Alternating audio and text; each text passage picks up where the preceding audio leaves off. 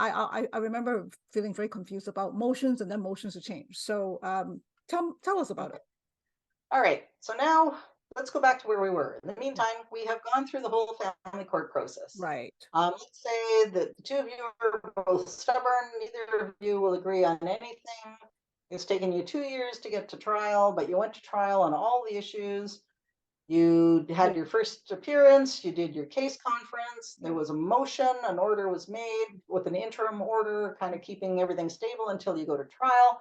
You go to trial, your final order is made, nobody's appealed it, that order is now final. Right. When you're dealing with parenting issues, so if they're kids or if it's support, like spousal support or child support, now the trial is over, there's a final order, it hasn't been appealed, or the appeal was not successful, or nothing else has happened. That's a final order, and it's been in place for more than the 6 months.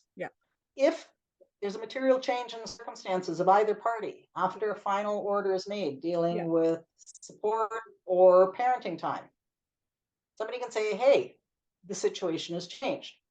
The final order, there are things in there that don't work anymore. They don't apply because there's been a material change in circumstances. Right.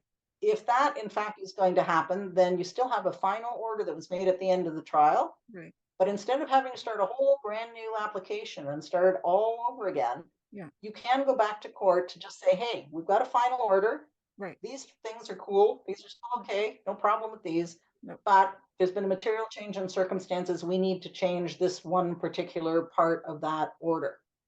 And when you do that, you don't have to start a whole brand new application. You can do it by way of a motion to change. Okay.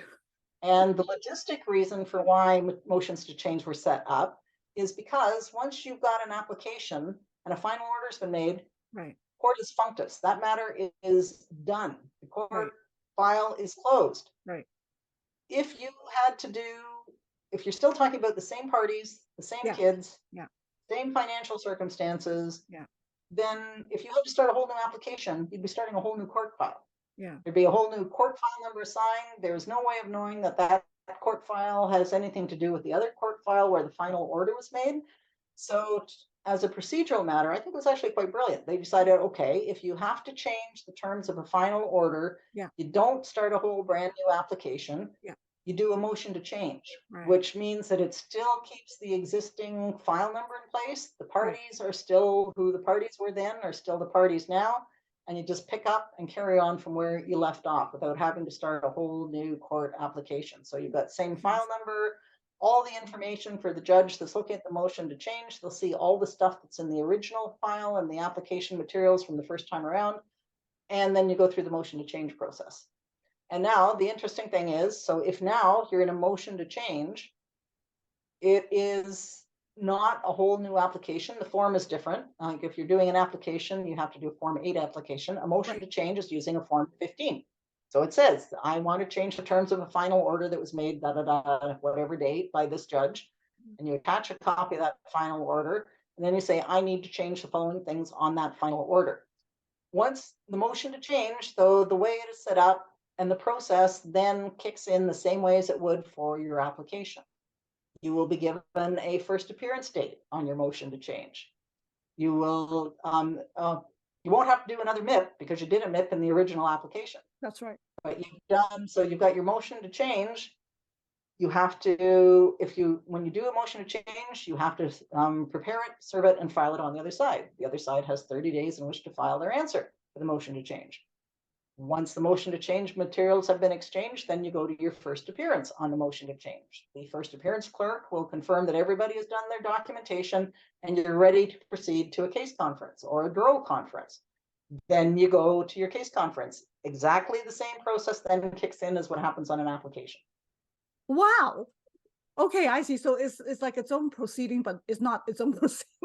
I mean, it's the same file number, but you're still going through those same stages, the same. Yeah, only your starting point for the documentation on a motion to change is that you're always starting with a Form 15 instead of a Form 8, because you did the Form 8 to get your original order. So then you've got a final order, you want to change a final order, you do it as a Form 15. But once you're in that court process where there's been an originating application, or the motion to change, then it's the same court process kicks through all the time. The family law rules say, okay, there are ways to deviate from those rules and request to skip a stage or do something different, but that's really an exception to the rule. So the family law rules basically say that anytime somebody has brought somebody to court on a family law matter, this shall be the process.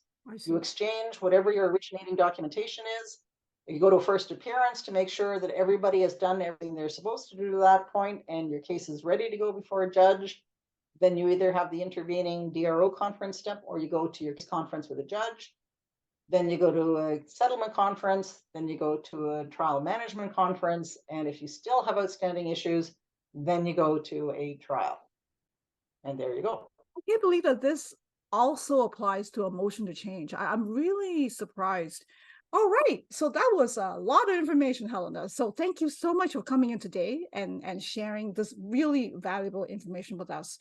And thanks everyone for watching. Again, don't forget to check out all the links that, well, Helena, you're going to provide me with all the links for the important pages. That's right. Yes, so I will have those in the description box below.